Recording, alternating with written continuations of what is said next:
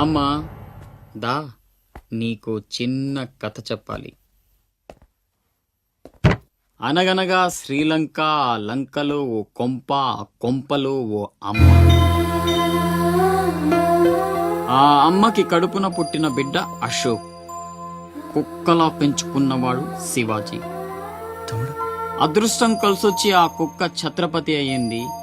అశోక్ ఆకాష్లా మారి అక్కడే పనిలో చేరాడు. తమ్ముడు, ఎవడ్రా నీ తమ్ముడు? నా అబ్బకు మాత్రమే పుట్టావు, నా అమ్మకు పుట్టలేదో. చిన్నప్పటి నుంచి నువ్వంటే నాకు అసహ్యం, చంపేద్దామన్నంత కసి.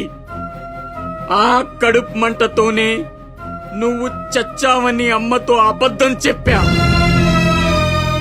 ఈసారి చావుని అబద్ధం చేయకూడదని రాస్ బిహారీతో చేతులు కలిపాను. బతికేశావు. తమ్ముడు,